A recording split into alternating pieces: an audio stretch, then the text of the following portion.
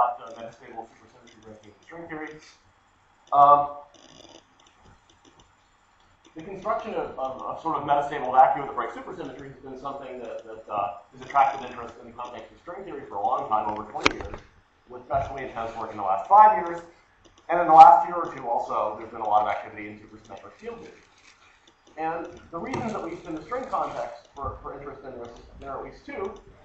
One is that in string theory, especially after the discovery of gauge gravity duality, we have techniques that can suggest sort of new classes of models, unsuspected before, that break supersymmetry, but that one would not have understood directly by analyzing the quantum field theory because it's strongly coupled.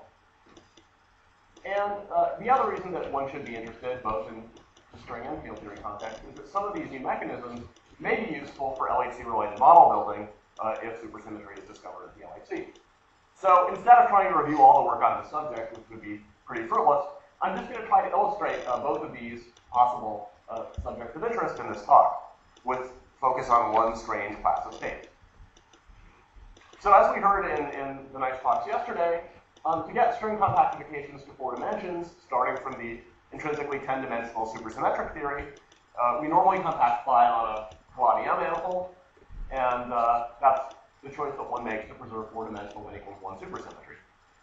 And more recently, it's been found useful that if one wants to stabilize the moduli of M, both of the closed and open string modes, that is to generate a potential that fixes the size and shape of the internal space, it can be useful to turn on fluxes of the background antisymmetric tensor fields that exist in string theory, with generalized gauge fields, or generally p-index fields. So here's a sort of schematic picture of a flux threading a solenoid. You should imagine that happening in the extra dimensions. Now, in some simple cases of these models, you can actually exactly solve for the effect that these fluxes have on the background geometry. You can solve Einstein's equations in the presence of the sources, and what you find is an exponentially warped background geometry. So of the 10 dimensions, here's the 4-dimensional Minkowski space, but it's multiplied by a warp factor, parameterized by little r.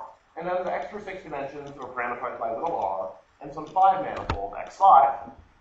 In the simplest cases, this x5 is what's called the Sasaki-Einstein manifold, and r varies over some exponentially large range of scale, so from exponentially small value to order 1. So the warp factor here varies over an exponential range. Now, in particular, the gravity solutions where r varies from 0 to infinity have received a lot of attention in the last years after Maldaceno's conjecture. They're dual to conformal field theories that arise on D3 branes at the tip of a singular cone over x5. And that is where the slices here are x5 and it shrinks down to 0 size at the tip as you move in the radial direction. Now, of course, the most famous example of this kind of situation is due to Maldaceno. His example involved n equals 4 supersymmetric Yang-Mills theory.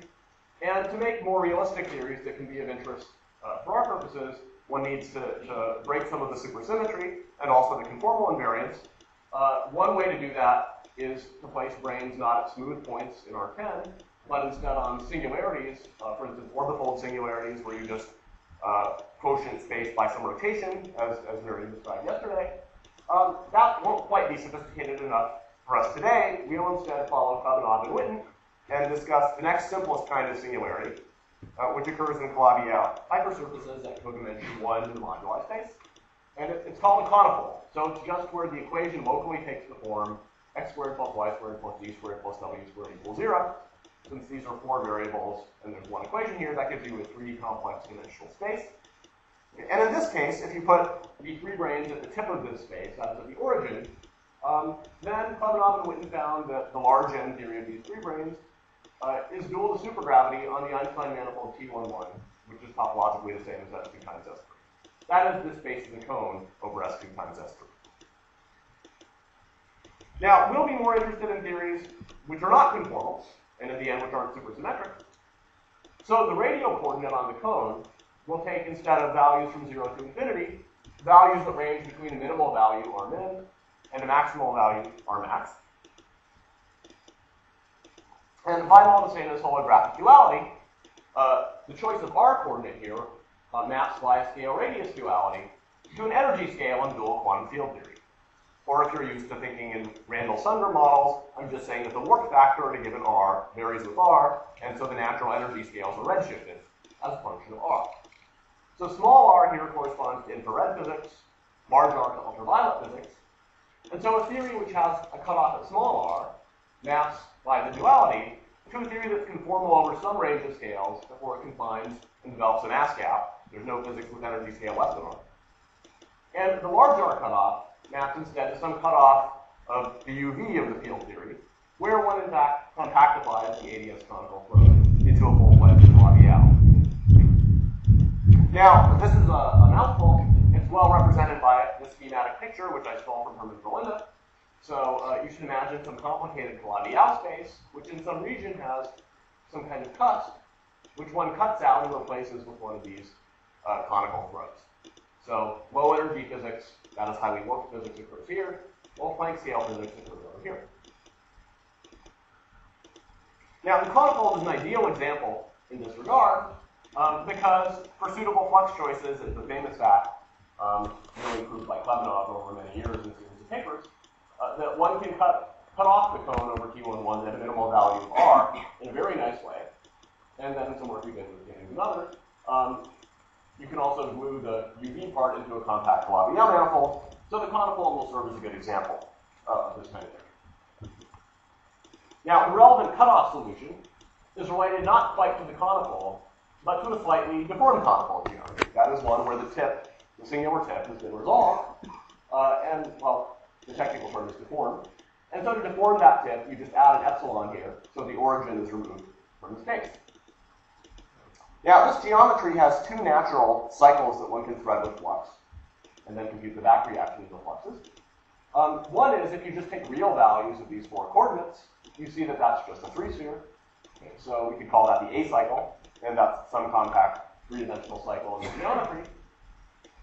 Another natural three-cycle here is, you remember the conical was a cone over S3 times S2. So there's a two-sphere over each point in the radial direction away from the tip. And taking the product of that two-sphere and the radial direction gives you some three-dimensional manifold, which one can call the B cycle. So if one puts appropriate fluxes of the three-form fields of 2B supergravity through these two different three cycles, we can call the amounts of flux M and K, which are just some integers by direct quantization. You can then solve for the back reacting geometry, and one finds self-consistently that instead of singular conical, one gets a vacuum solution where the conical has been deformed by the fluxes, and epsilon, that small resolution parameter, is non-zero, but naturally exponentially small.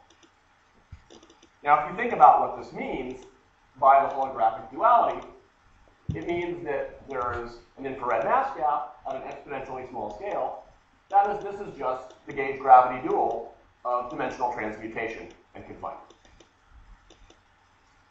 Now, this solution actually arises as the gravity dual of some known set of D branes at the conical singularity.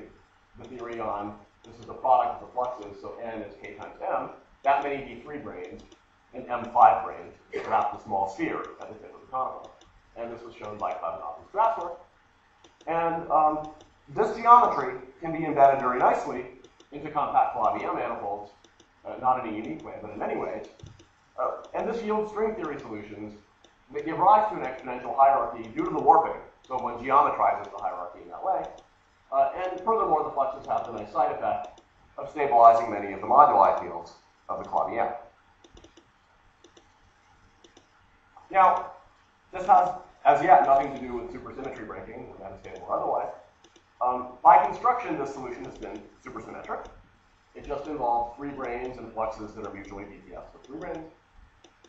But after one goes to the gravity dual, although there's three brane charge, the original solution was sourced by M3 branes, there are no literal three branes left. There's a geometry, and there are fluxes of the two free forms. So the geometry is sourced only by these fluxes, and that suggests a really cheap and easy way to break supersymmetry. Okay, in the presence of three branes, the most obvious way to break supersymmetry is to add an anti-brane, the object which breaks all the supersymmetries a three brane preserves. But that would be unstable, as Sven has showed us. There's a tachyon, the tachyon condenses, and the branes annihilate. But in this background, there are no three branes, they're just fluxes. So if we add an anti-D3 brane, there's no obvious instability. It'll have some dynamics that we have to compute, which may be complicated. but it's not obvious that the state will annihilate. So some years ago, we studied the system with one that was a student and tried to determine what the dynamics on an anti-brane in one of these holographic backgrounds would be. To be precise, if we had n units of 3-brane charge in the flux and m d5 branes in the original solution, we added some number p, which is much less than n and m, of the anti-d's. So we could do a systematic approximation in p over n or p over m and have a small expansion. And we found that the evolution of these branes proceeds in 2 steps. So in the first step, well, if you have a brane and an anti-brane in the same background, since they couple to each other via gravity, and they have opposite electric charge under the C4 field, they will attract each other by a Coulomb force. Now, there are no 3 branes in this geometry, but the anti-branes will be attracted to the tip where the 3 branes would have been before the decoupling of it. So the first thing that happens is the 3 branes feel a radial force, the anti-3 branes feel a radial force from the C4 charge of the background, and get sucked to the smallest value R that exists in the geometry. And what happens once they get there is more intricate. They undergo something called the Myers effect. So you might have thought that they would get to the tip, have nowhere to go, have nothing to annihilate with, and just sit there. But Myers found years ago that D branes transverse to the Ramon fields, to which they don't naturally couple, can undergo various interesting dynamics. And in particular here, the anti-branes are transverse to a non-trivial Ramon-Ramon 3-form flux that threads the 3-sphere at the tip of the conical. That was one of the things that we turned on.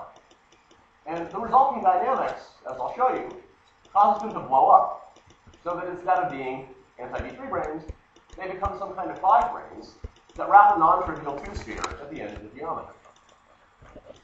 So to see this in detail, we need the form of the supergravity solution near the tip of this cone. And this was worked out by Klebanov and his collaborators. So the metric takes the simple form. A naught is the value of the warp factor at the tip. So it's multiplying the Minkowski metric, and it's exponentially small. B is some number of order 1 that we won't need to know. There's a G-string M, as is normal in gauge gravity dualities. And then you see that the geometry near the tip is in the radial direction. There's a 3-sphere, which remains of finite size as R goes to 0. And there's a 2-sphere that shrinks at the tip. So right at the tip, the geometry consists of a Minkowski space and a 3-sphere. And the 3-sphere remains of finite size that's even large, so we can use supergravity if GM is large.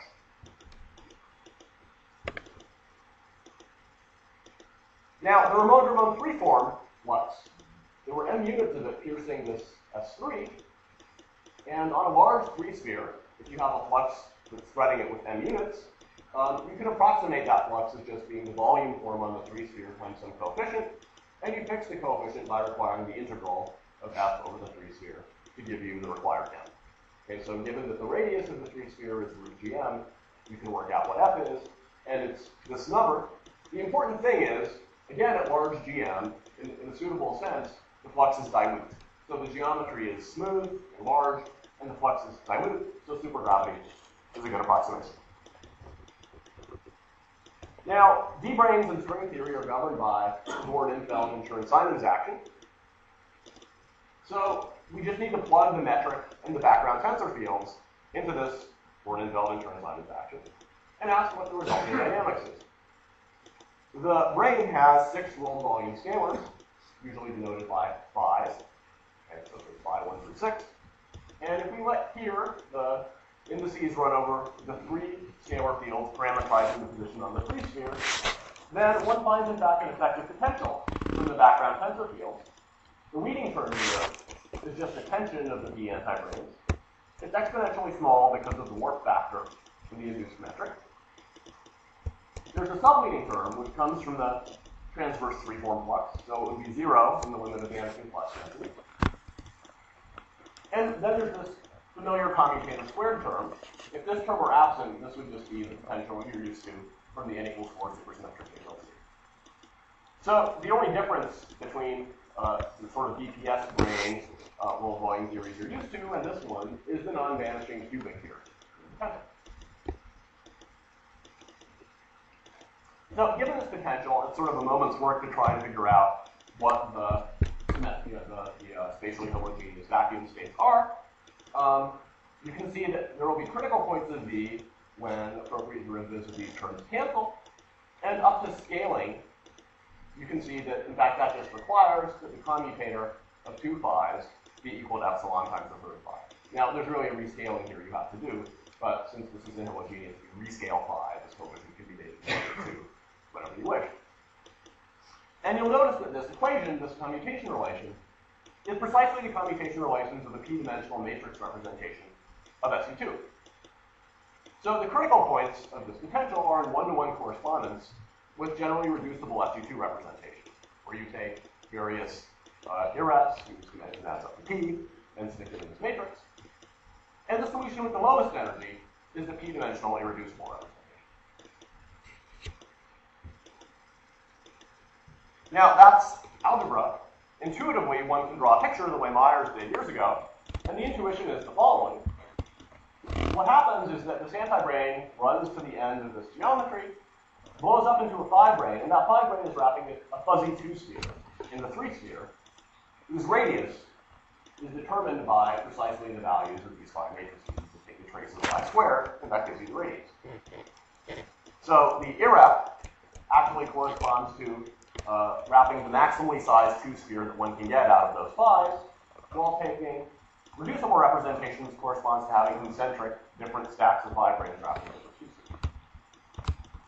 Now, these states, at least when p is much less than m, one can see are metastable. Okay, they are real critical points of the potential, but they have no tachyons either. And they break supersymmetry by construction with exponentially small energy because this potential is multiplied by the 1 factor. But if one does deeper analysis, you'll see that there are asymptotic states in the same ADS spacetime that have all the same charges, the same conserved charges, that are supersymmetric, namely the states studied by Kavanaugh and Strasbourg themselves. So this state can decay, and Verlinda and I computed its decay rate, to a supersymmetric vacuum with the same global quantum numbers, but that's a tunneling process. And at large GM, it's metastable. Now, for p closer to m, the dividing line has some coefficient, which is order of 10. What happens is the 2-sphere that these 3 branes polarize and wrap becomes larger than the size of the equator of the S3 at the tip, which is impossible.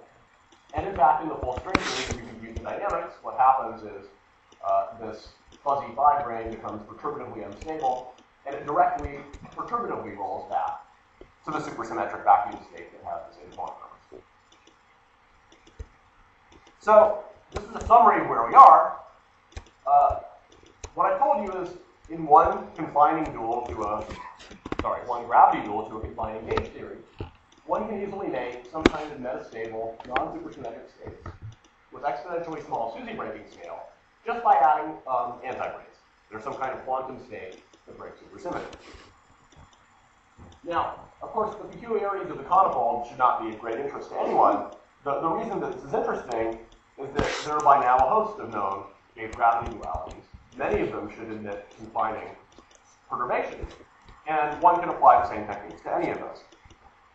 And in particular, in the last year or two, there have been 2 interesting things that one has been tempted to do with such states. Okay, firstly, in a paper about a year ago, Interrogator, Seiberg, and Shi discovered that some very simple supersymmetric field theories that had been studied for years, the sort of canonical examples, SUSY QCD, but with slightly massive flavors, give rise not to just supersymmetric vacua that have been studied for decades, but also metastable supersymmetry breaking ground states. Okay, there is a small parameter here, which is the need to have a very small mass, but these theories are really quite simple. And there is evidence from detailed studies along the lines I was mentioning that in some geometries, the SUSY breaking states that you consider or construct, the way I've just been constructing these, using brain probes and a gravity background, are actually the large coupling continuation of states that are close relatives of these vacua of supersymmetric QCD. Now, that's interesting, but of little direct applicability, and so I'm going to focus on something else, which is that these states seem to be ideal candidates for something called sequestered supersymmetry breaking. Okay? And so their strange dynamics, which uses a large N conformal field theory and the normalization group cascade and so forth, may actually have some use. So what is sequester? Well, this is an idea that's supposed to help us solve the following problem, the so-called supersymmetric flavor problem. So in gravity-mediated supersymmetry breaking, the squark and lepton masses, which we hope to measure eventually at the LHC or ILC, they arise from terms that look like this. There's a dimension 6 operator integrated over all superspace. 1 over m plus squared x dagger x times q dagger q. The q's here are the squark superfields.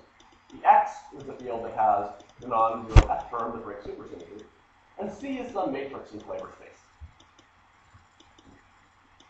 So, in particular, I and J run over 3 indices, and this auxiliary field Z and X should be of order the intermediate scale and the 11 TeV squared if one is supposed to generate TeV scale for his lepton masses. Okay, so this is an old story. But in the past 20 years, there's been a remarkable failure, despite many experiments, to find new sources of flavor-changing neutral currents or to detect PDMs. And each of these failures has taught us something valuable. It's taught us that if this kind of picture is correct, then this matrix C, that appears here, has to almost be delta. Because off-diagonal entries, unless they take a very special nature, would lead to rampant epsilon series or PDMs.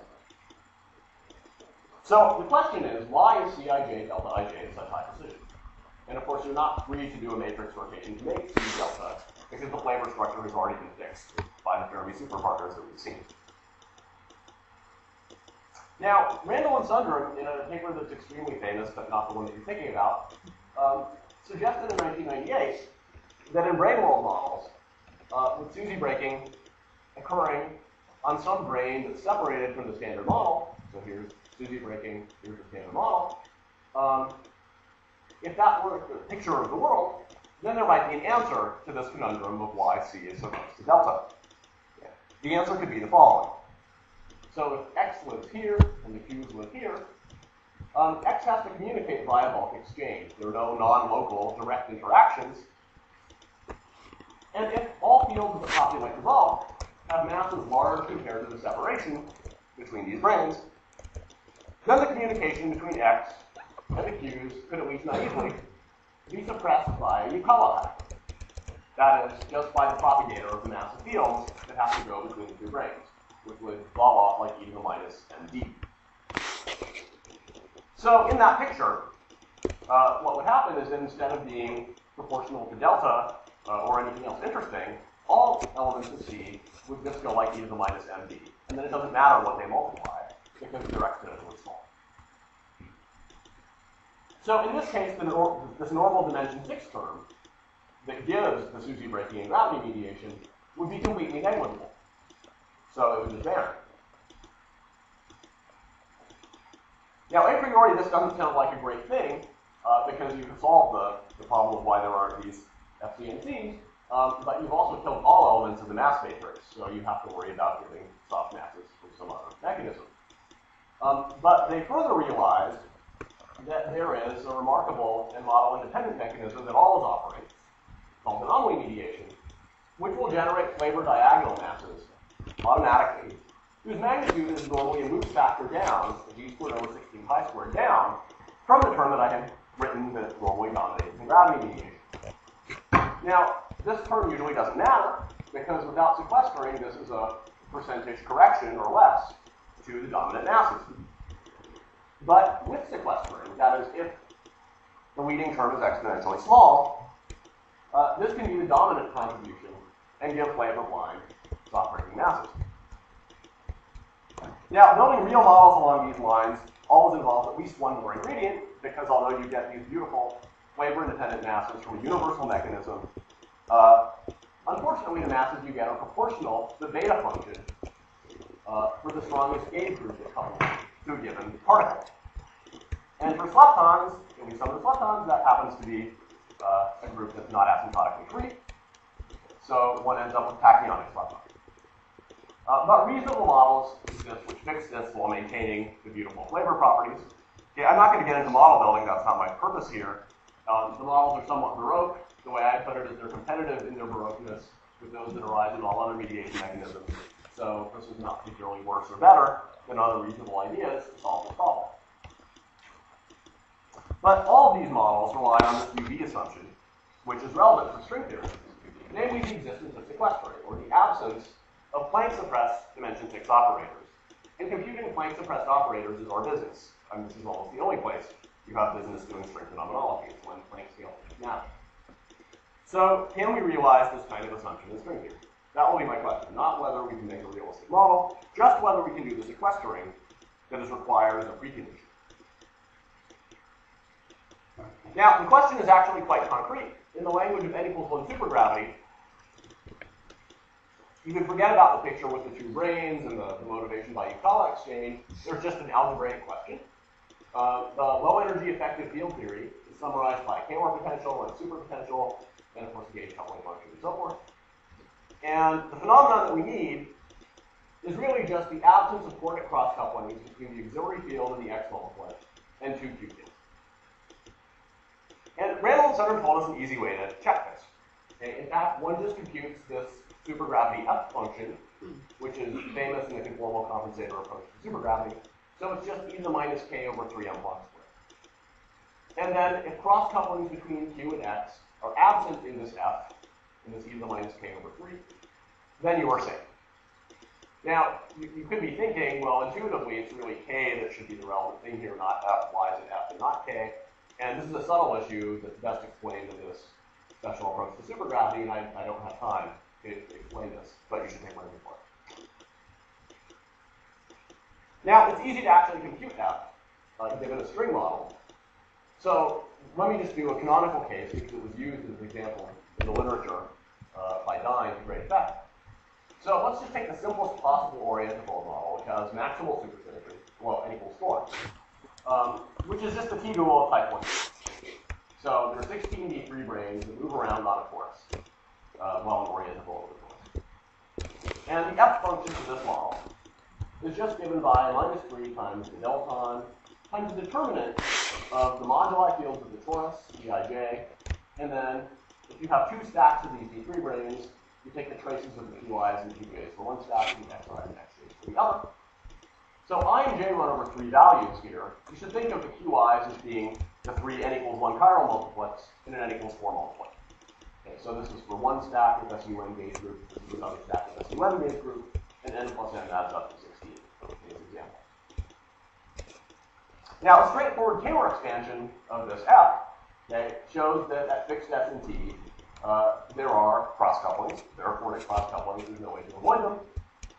So however you separate the branes on this torus, okay, sequestering is not guaranteed by the separation. And morally, the reason is the branes back react on the metric and dilaton, and then they can see the local response to the metric and dilaton of their location, or the location of the other branes. So sequestering is ruined. Now that example is useful for us, and I'll come back to it in a minute, because it has so much supersymmetry that quantum corrections cannot help. Okay, so this F function that I quoted, which is not particularly pretty, is exact. It's protected from any correction. But Dine et al. Used this example as a sort of stick to beat sequestering to death, because suitable n=1 models inherit their leading Kähler potential from this example. So this shows that in the calculable regime, where the inherited piece is dominant, they also do not sequester. And hence, any naive picture of branes being separated in extra dimensions, leading to magical SUSY breaking, is discredited. And in fact, in all known Calabi-Yau models, whether orientables or not, there's only one known previous case that does allow sequestering between separated D3 branes.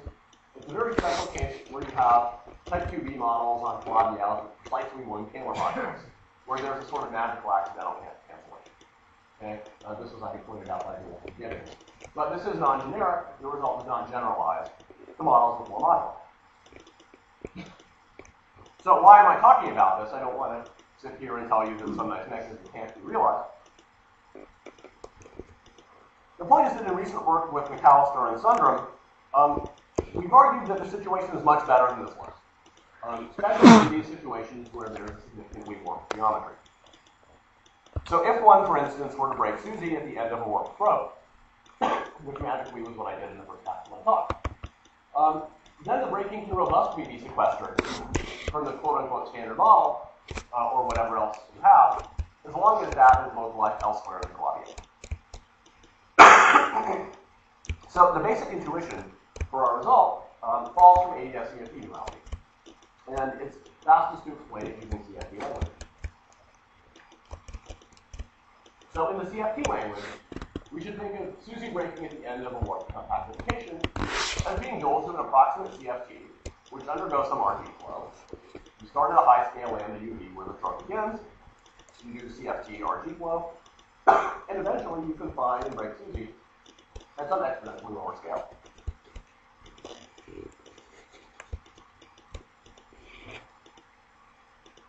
Now in the CFT language, if some CFT operator O, made of these X fields that break Susie, couples to Q dagger Q, then the coefficient C in this coupling generally does RG run between the UV and IR scales. So in particular,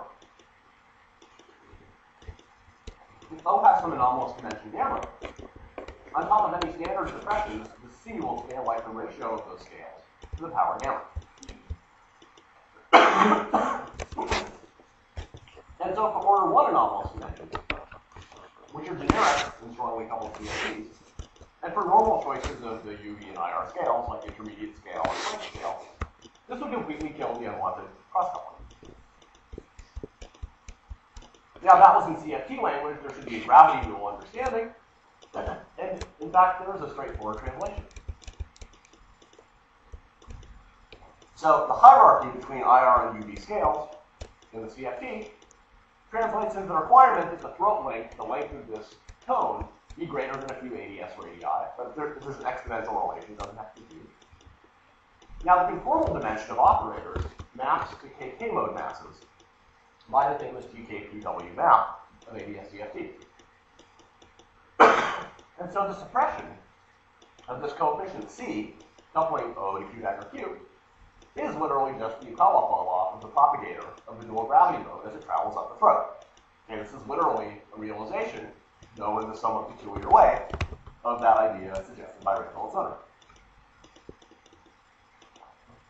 Now this leaves a question, okay, if you're a critical thinker, the obvious question is it common for strongly coupled CFTs not to have non-chiral operators of dimension 2, but only non-chiral operators of dimension greater than or equal to 3? Because if there's an O of dimension 2 around the field of Susie breaking, then this will be unsuppressed, and this kind of result doesn't help. We need all O's to have at least dimension 3, so we get a power 1 or bigger. Okay. And unfortunately, the answer to this question is no. Okay? If a CFT has any global symmetry group G, then the supermultiplet of the G conserved current includes a component whose dimension is exactly 2, it's protected by conservation of the current, and roughly you should think of it as X dagger TAX, where TA are the G generators. Okay, so it has delta equals 2, and it could lead to unsuppressed cross-coupling. And most of the CFTs that we know in ADS-CFT happen to have global symmetry groups. That's how we found them in many cases.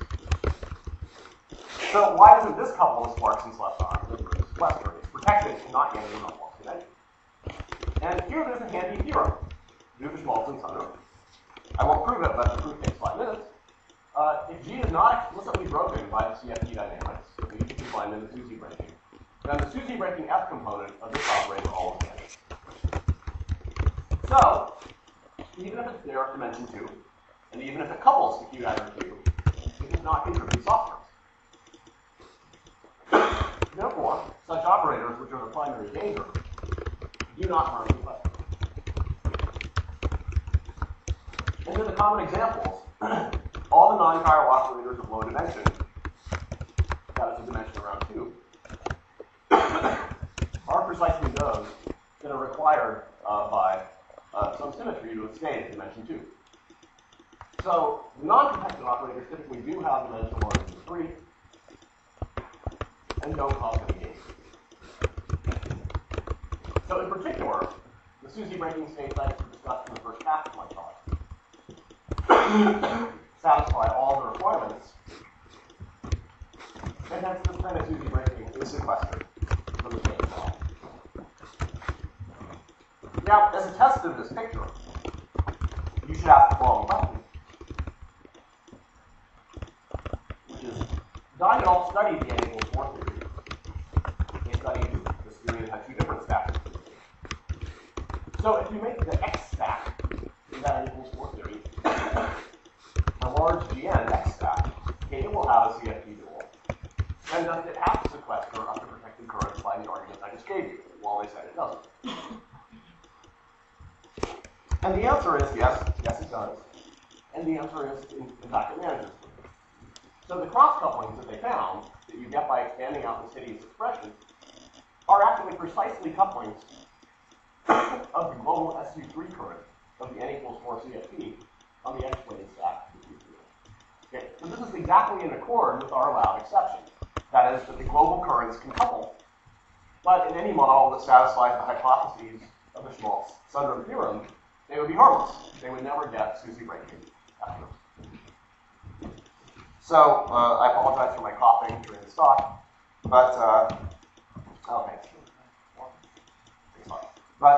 this work, which I just described, was motivated partly by speculative attempts by these people and others to get attractive patterns in the SUSY breaking soft terms in sort of KKLT-like models or more general-oriented models. And I think it's just true that it would be interesting to see if anomaly mediation, together with some of the mechanisms that are used to fix it, that could naturally arise in this context. One of the interesting things about anomaly mediation, unlike, for instance, gauge mediation, is that it is UV sensitive. So it's not only testable, but it would rely on detailed string theory for this to work. So that's all I wanted to say. Thanks for your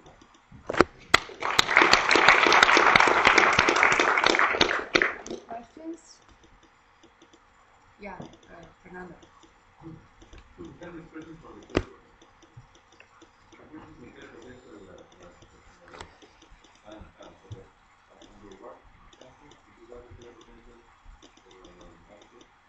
Yeah, so you're asking whether in any of these warp geometries, like with the throats, we know the exact expression for K? The answer is no. As you well know, you and Steve and many others tried hard to write exact expressions for K in the warp regime. Yeah. So my argument given here was completely abstract.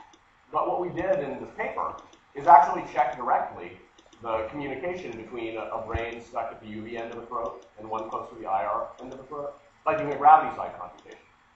And you can check there that the weeding operator that communicates between them is, just by standing out more intel and computing those interactions, is a dimension 8 operator, which is an exact accord with this sort of CFT logic. The weeding non-chiral operator that exists in this throat is dimension 8, and the scaling of the interaction exactly reproduces that. So while I can't write out the exact K, I can directly compute these cross terms and check that they correspond to operators of high dimension.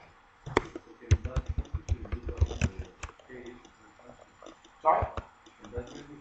Yeah. In fact, my point would be that people like you and Steve and others work kind of heroically to try and figure out these Ks, which are hideously complicated.